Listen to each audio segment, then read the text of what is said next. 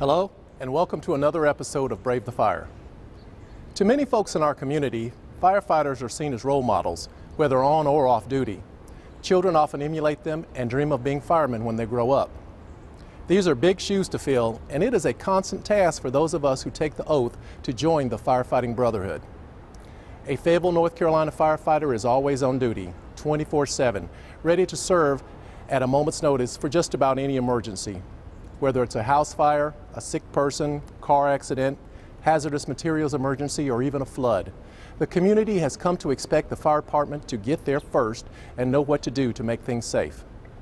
Being prepared for everything at any time is an incredible task that is impossible to achieve, yet that is exactly what each member of the Fayetteville Fire Emergency Management Department strives for. Through constant training, practice, and networking with other fire service professionals across the country and the world, we try to stay abreast of the most current trends and the most up-to-date ways to handle any emergency.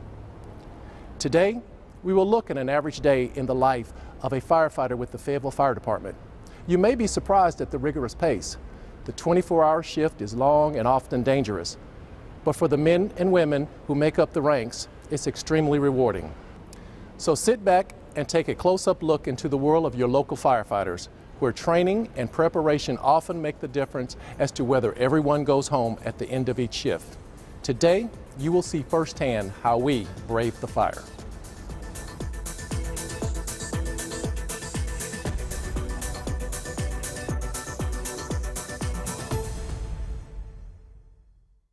Every morning when we come to work, we work 24.25, you guys already know. When we come into work, the shift before, we get a rundown of what's going on up to the point, like if anything breaks on an engine, if we use any piece of equipment that needs repair, if anything's missing from the truck on a call, and most importantly, if they put fuel in it, because we run calls and our trucks go down. So we have an idea of what we need to take care of, how we need to prioritize as our day goes on. We can come in expecting to do one thing and something's broke from the shift before, we have to reprioritize and fix that. When we came to work that morning, the sun was shining just like it is today. And in the afternoon, we got a line of thunderstorms that came through. We had, let's see, we had 4 water rescues that our truck responded to. We used our Zodiac, and having done that, everything was wet, and so we had to pass along that everything needs to be dried out, what got messed up, if anything got broke. They need to check the boat for fuel. They need to make sure the air is filled back up in it, because the Zodiac is filled with air. They'll go back over the trailer, make sure the trailer works, the brake lights, all that kind of stuff.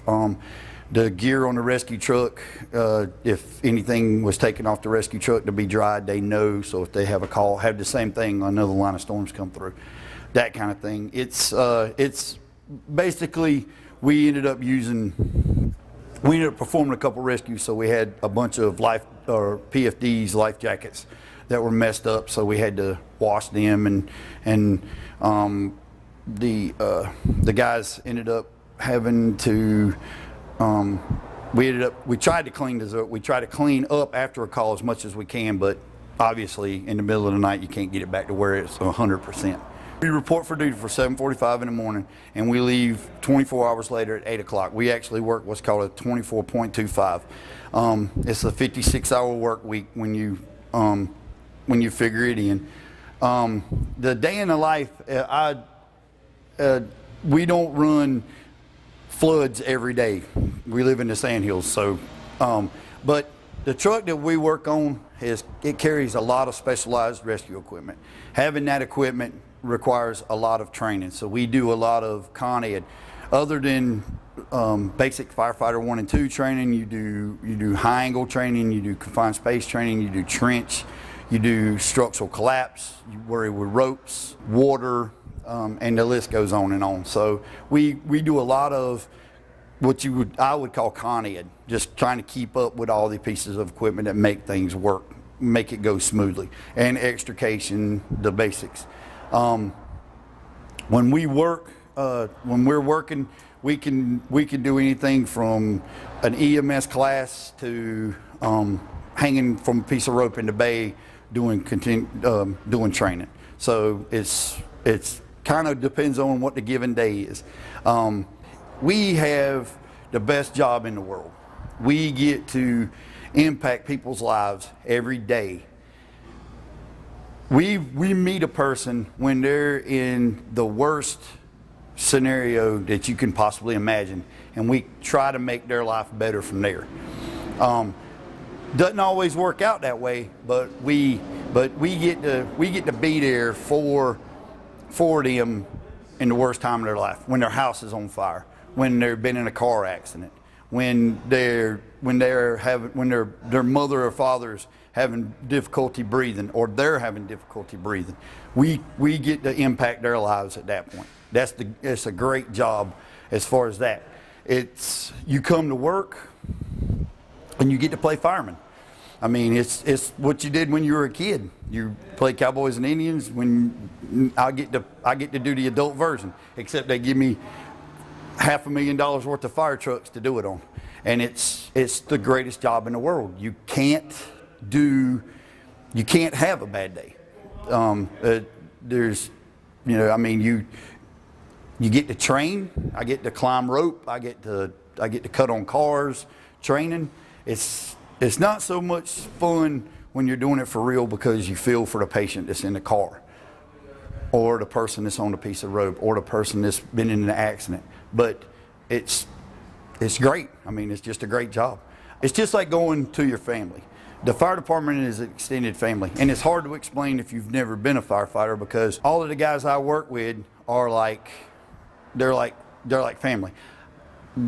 We come to work together, we eat together, we sleep in the same room, we sweep the floors together, we mop the floors together. It's like having an extended family. To me, training is what the fire service is all about. A lot of people, when you are hired by the fire department, you go through 3.5 months or 3 months worth of fire academy. And when you get out, people look at it like, I've graduated, I'm moving on to being on shift.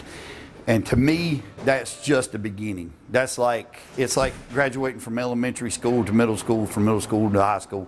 And from high school, everybody thinks when you graduate high school, you're grown and you're moving off into the world.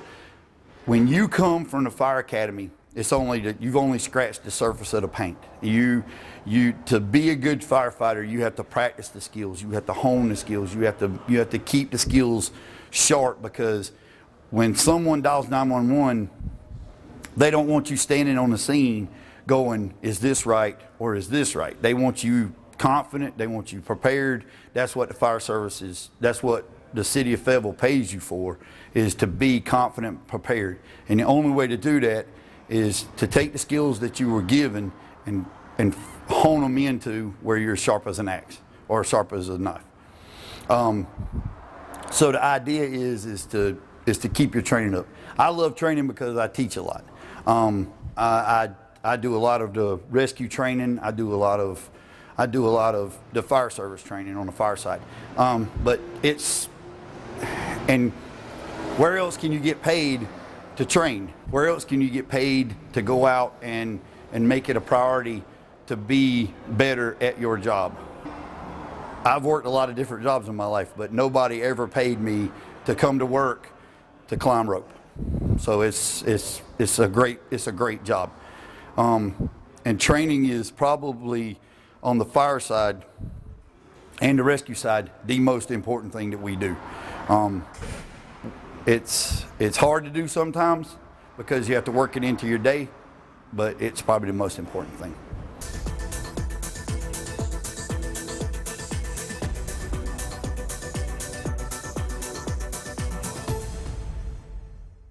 We are at the Fayetteville Fire Department's regional training facility on the grounds of the Fayetteville Regional Airport. At the airport training facility, we specialize in aircraft firefighting, structural firefighting, as well as specialized rescue training that's required by the members of not only our department, but departments across the state and the nation. Part of the requirements for the Federal Aviation Administration training is that they have to have recurring training on this specialized fire training facilities like this on an annual basis. This is one of the only facilities in the southeastern part of the country, and multiple fire departments, including departments from the U.S. Virgin Islands, do come here to participate in training. This type of facility gives us the benefit of being able to train our folks locally without having to send them to other parts of the state or the country for that matter. That's a cost-efficient system, and it's much easier to get our folks to the additional training that's needed. It's a little bit more beneficial for our folks to participate in this type of training in a manner so that they can be better prepared to handle this type of emergency should something occur. The facility's been here about 20 years. It was built by the airport manager under the regional training concept for the FAA and specifically for airport firefighter training. We are allowed to do any other training we are able to and provide for the community. Fayetteville Tech is the course scheduler and provider, and through the state.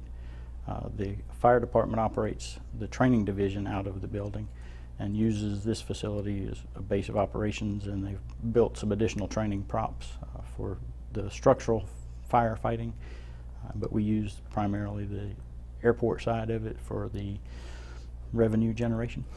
We're able to train airport firefighters in our particular facility, a clean facility. We burn propane, which is a little misleading for some people because it's not the fossil fuel, but it's easier for us to turn the fire off and on. A very controlled environment and safer for the firefighters. We're able to provide repeat fires very quickly and at a reduced cost versus what fossil fuel would take. The downside is we're not able to use foam, so they have to do the foam training at their facility, and we're able to provide everything else. The live fire is one of the hardest things to come by for an airport firefighter. The Virgin Islands was actually one of the first airports that came in some of our early days, approximately 20 years ago, and started us off. We provide mostly training, though, for the little airports around Fayetteville. We weren't designed to train the Raleigh and the Charlotte airports. We were in the airport world, C, index, and smaller airport training, and that has to do with the size of the pit that we have and the volume of fuel that we burn on a regular basis. We were able to give them some handline training on the wheel and engine prop, and then we used the truck for extinguishing a large spill fire. It was the simulation that we were training for today. Occasionally we will do handline operations on the pit, but one of the harder things to come by is to be able to train in a truck similar to the one that you have, and they happen to have trucks similar to the ones we have here, so we put them in the truck. We provide the operator, and then we take them out and let them do the hands-on fire extinguishing with the truck. The approach techniques and the method of firefighting is a little bit different for each of those two props, and we want to make sure that they get the skill down in a controlled environment. It's a whole lot easier to do here and take that knowledge back home than just talk about it or look at pictures or watch videos. But they get the handline experience with moving together as a team. Most airports the manning is very low at a typical small airport. It's not till you get into the larger airports that you have more people, and you'll have a volume of people able to do the jobs. So we break it into little tasks here and let them get the hands-on skills. And usually that's a train up for us to see their skill and ability before we put them into the larger fire if we're going to do handline fires. But we try to provide them whatever they need for either truck operations or handlines or both. But the group that I had from the Virgin Islands are experienced firefighters, and I know them personally. They've been here for several years before, and we're able to utilize their assets as far as their supervisor does the supervising. We just monitor what they do, so they're able to do what they need to or what they feel most appropriate. As far as the legal requirements, it's under the FAA Part 139. We are required every 12 calendar months to attend a facility that has an approved live fire drill. So we can't go lighting fires at home and say, oh, we've done it. So it has to be an approved facility. And we have a long history coming here. We started first in the 90s, in the mid-90s, and we've done some other places, but we've always found that this place is warm, inviting. The people are good. I would say excellent, and the facility maintains a standard of excellence that we enjoy, and the surrounding area is nice. So it's all in all, it's a good experience, and we really enjoy it. So we've come back, and we're happy to be here. It feels like home. Today we did a wheel fire and an engine fire. Also we did what we call the big pit. So we did an attack on a simulated aircraft. So they light it up and we attack it. If you use the proper techniques, it will be cooled and it will be put out. If you use poor techniques, then it won't go out. And it is a real fire, so that's not simulated. The basics stay the same with firefighting, but the techniques and stuff change, ideas change, and definitely there's a whole thing of new technologies that come out. Before there were planes made out of silk and wood, then they all went to metal. Now they're going to composites, carbon fibers, and Kevlars, and mixtures of exotic metals and stuff. So that changes the whole firefighting dynamic. Different hazards, different materials, different use of agents, whether it's the dry chemicals, the foams, or the waters and stuff. But also there's always different ways that people sort of attack problems or situations, emergencies, even from facility to facility. So you get different ideas. And if I may be so bold, sort of why you go to a doctor for more than one opinion, because they may take one tack and others may take a different tack. So you sort of work out what works for you, you know, and you can adapt it to each situation. So there's always something to learn, definitely. Well, it keeps us up to date. It keeps us in spec so we can operate our facility and we can have planes coming every day. But as for us, it always polishes us up because we can't actually fight, hopefully, any real fires with airplanes. So rather than being an abstract concept, this is actually something applied where you can actually go through all the motions. You can look at the hazards, the dangers, stuff that comes up, you know, looking out for bumping your head on wings or realizing that doors aren't quite as big as you think they are when you're in your suit and stuff like that. And you get used to the heat and the other things. Sometimes some people realize that they need to adjust to confined spaces or other things like that. So real life it's always the best trainer. We can read about it all day, look at the videos, until you get out there, you know, it's not the same. Since we started first coming here at about 1995 or 96, I've noticed that they have made some improvements to the facility. So I see that they are keeping up with the current needs and the pace, and perhaps they're bypassing it or whatever. They're ahead of the curve, perhaps. So I enjoy just seeing what they're doing. I see they have some plans out here with some codes and stuff. So it's something in motion.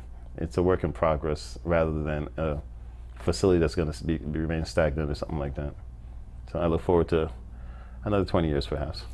My current assignment is I am the Special Operations Division Chief for the Fayetteville Fire Department, and as part of my role I'm responsible for the Hazardous Materials Group and the Specialized Rescue Services Group. The Hazardous Materials Group consists of members who are designed and trained to a higher level of training, including hazardous materials technicians, to handle any type of chemical emergency or hazardous materials emergency, or even weapons of mass destruction in the event of a terrorism event. And those guys have specialized training, hundreds of hours of additional training above their firefighter and emergency medical training. The rescue group is designed to handle specialized situations such as structural collapse, trench accidents, confined space accidents, vehicle extrication, and even water rescue operations. These guys have also taken hundreds of hours of training in addition to what they normally do.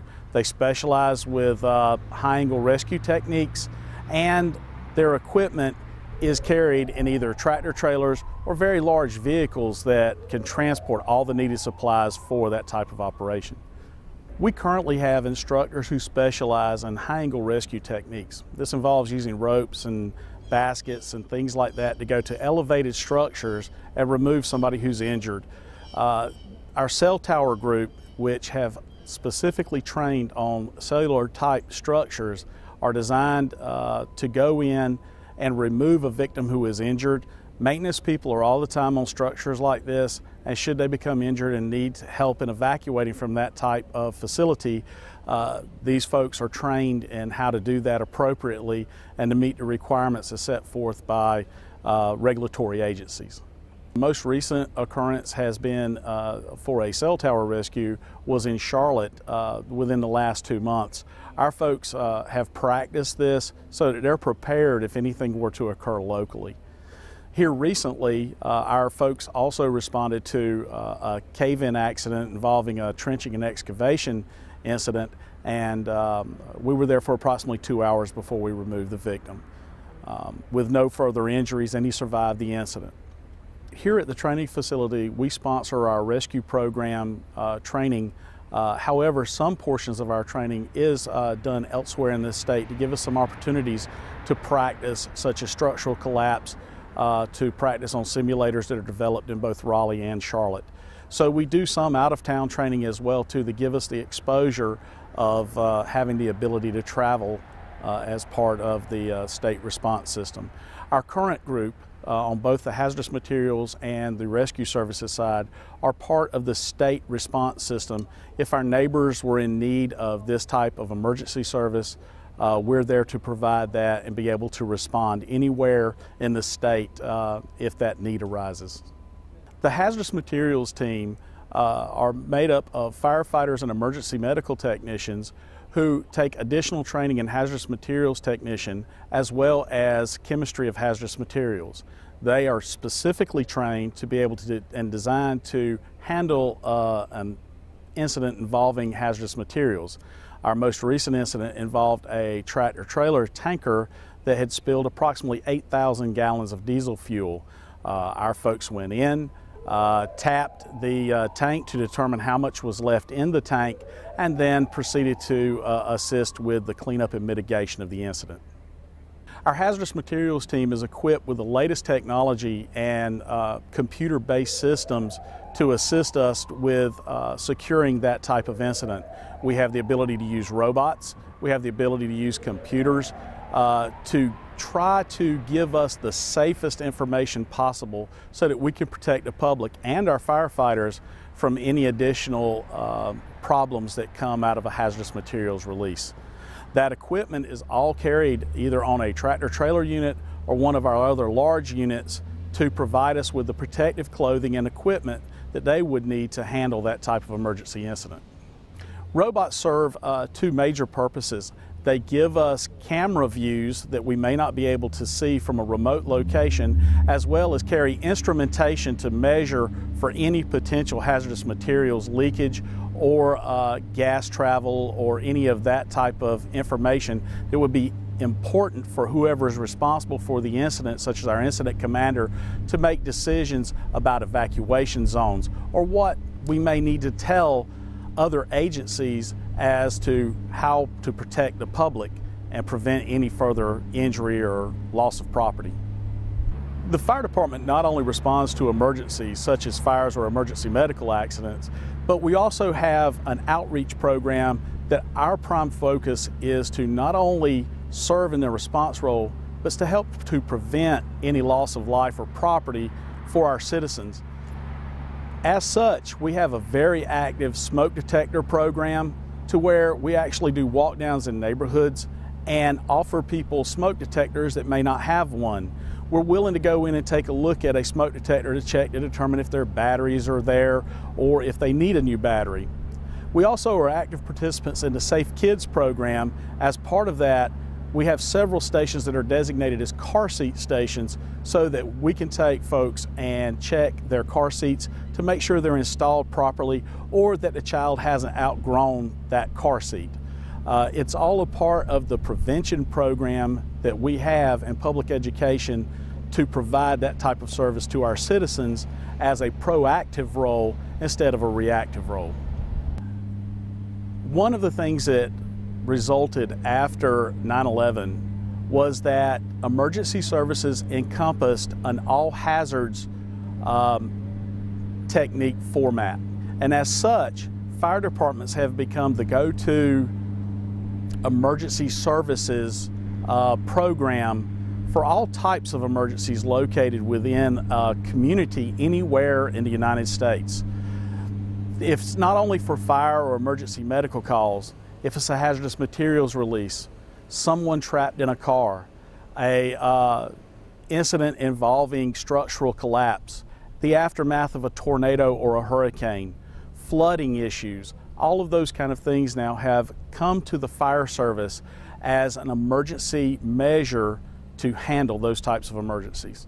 It's all part of the all hazards approach. Therefore, not only do we have to train for our everyday duties of firefighting or emergency medical work, we have the specialized services too that we have to be responsible for.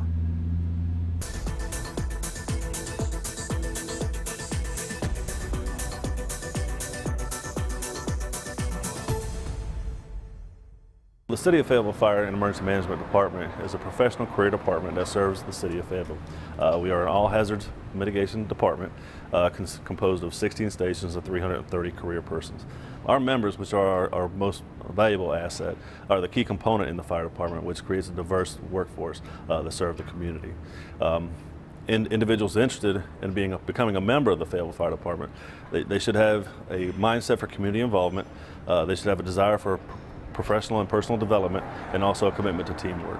In order to become a Fayetteville firefighter, you have to have a clean driving record, a high school diploma or GED, and be at least 18 years of age. Well, after serving in the United States Army, I wanted to continue to serve my community, and I chose the Fayetteville Fire Department because I knew that I would be able to continue doing that, being a firefighter. Also, it's a challenging job that pushes you every day to do something different, and that's something that was appealing to me, as well as the schedule. You work about 10 days a month is what it averages out to, and that lets you spend time with your family, so you get to do this challenging and diverse job, and then you get the time off to be with your family still. So that's what was appealing and drew me to this job. One of the biggest things that I've learned about being a firefighter in Fayetteville is you have to learn to adapt. Fayetteville is such a diverse community, so you have to learn how to work with all sorts of people and be in all different situations. And I found that the best way to do that has been to learn from the people around me who have more experience and who've done it for longer, and learn from them and see how they act, and take those lessons and start applying them to my career.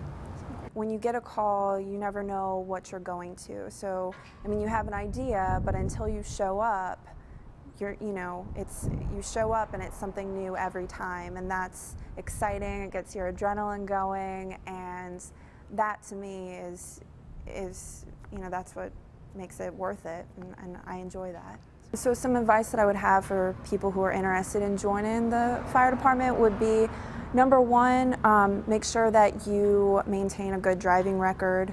Try to keep your grades up in school, graduate, have a clean record. Don't do anything that would ruin your chances of getting hired.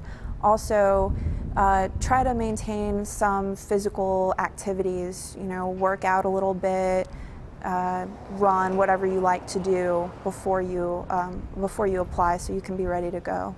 Well, a starting recruit with no experience will go through Fire Academy and they'll earn about $30,243 a year, okay, including benefits.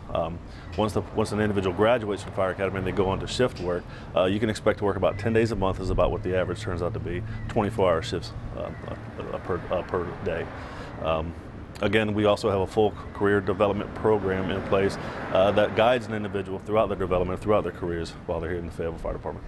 Okay, we accept interest cards annually if you go to the City of Fayetteville's website, or you can actually go to www.bravethefire.com. You can actually submit an interest card, and whenever we open up the application process, you can actually apply online at the same website. You can visit us at www.bravethefire.com or the City of Fayetteville's website. Any search engine will bring you right to it. And we also like for you to visit us on Facebook as well.